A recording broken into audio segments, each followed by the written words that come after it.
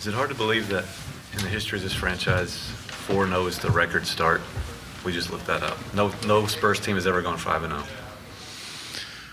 Well, that's a good indication that we'll get to 50 wins, and that's a good sign. But yeah, I mean, I think it's just a testament to each game's been different, but guys have found different ways to win. People have stepped up at different times, and kind of we've done it as a group, so it's been good. Sort of the flip side of that equation is a lot of the younger kids in that locker room have never had a stretch like this where you even won 4 in a row. Is part of the deal now to kind of keep them from getting too excited about that?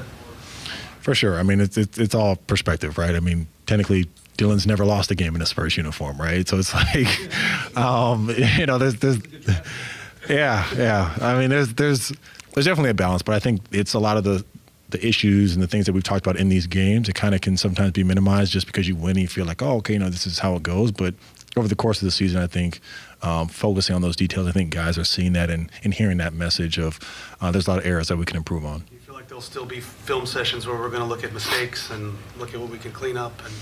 Oh, for sure. I mean, I think, in the New Orleans game, I mean, there was a few plays like that in the Brooklyn game, obviously giving up that lead, and tonight's game, right? I mean, just a few plays here or there, right? It changes the whole environment, right? So I think for us, it's just a matter of being in a situation that we haven't been in before, right? Playing with some leads and just having the maturity to maintain those. What do you feel like your role is when, you encounter those situations where teams start to make that comeback? Honestly, just to try to slow things down, try to get us settled, try to figure out ways to, because Victor is a high volume guy for us. Our guards have the ball a lot. What plays or actions can you call out there to just make it easier for everyone? And I think, obviously we're still developing, chemistry, just being in some of those different situations about what plays work for us and what don't. But I think guys are doing a great job. Harrison, how about the balance? Again, today, 6 guys in double figures, had the balance yesterday as well. Just everybody contributing, not only in the point column, but in other areas as well so far. I think one thing we talked about before the season, and we saw it kind of, in our scrimmages and just practice and things like that, was that every single night there's plenty of offense to go around. We're always going to have people who can step up, put the ball in the basket, right? But defensively, how can we do that every single night, and how can we cheer for each other's success? I think that's the biggest thing for us, because it's such a long season, because health is a part of this game, that we're going to need different guys at different times to step up. And I think guys have responded to the call, whoever it's been, whether it's been Jordan McLaughlin, whether it's been Carter's minutes tonight, whether it's been Bismack's minutes, whoever it is that maybe was in one role, but then a guy goes down and they have to step up. You guys shot 67 shots tonight. I can't remember last time I saw a box score with that few field goal attempts. How has, the tempo been for you guys of balancing smart half-court play and then still getting aggressive in transition? I think honestly the biggest thing for us is just managing turnovers. I think whether we're playing fast, whether we're playing slow, I think it's a matter of, can we continue to hit singles, right? Sometimes when we play fast, we try to go for the home run play, right? And obviously we have, a lot of players who can make exciting plays, right? But over the course of games, especially when we get to the crunch time, like how can we just value the basketball? And I think it's an area that we know we have to grow in. We've had some high turnover games, and fortunately that hasn't come back to bite us. You guys have tried to be pretty patient moving the ball and find wide open shots. So you had one shot in the second half. It was kind of like pretty much a contested 3, but there have been some possessions of kind of meandering around. I guess as a veteran, at what point do you just step up? You're like, I just got to take the shot. We got to just be a little bit more decisive.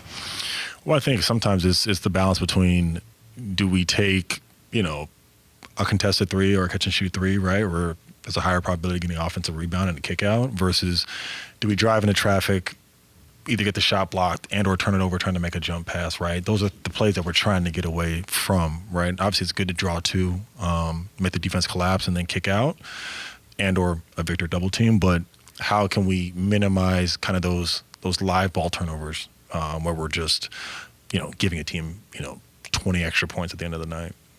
You still notice teams shine, like tonight's a night when Victor didn't have a block until the closing minutes, but it seemed like there was possession after possession after possession when Toronto was actively avoiding him. Do you still see his presence felt in that way?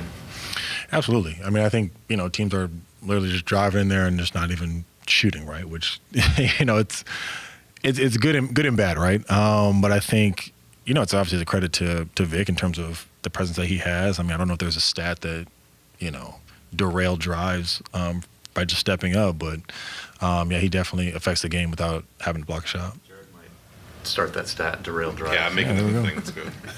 Perfect. Well, Harrison, you shot nearly perfect tonight and had some big buckets in the fourth when Toronto began to close in on that gap.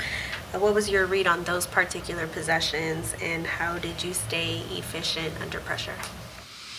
Yeah, I mean, I think the biggest thing for us, and I mean, I'm sure you guys have seen it, is just the vibes are high in the locker room. I think there's a lot of trust to go around. I think there's a lot of confidence to go around for anybody. And I think for us, the biggest thing is just shooting with confidence.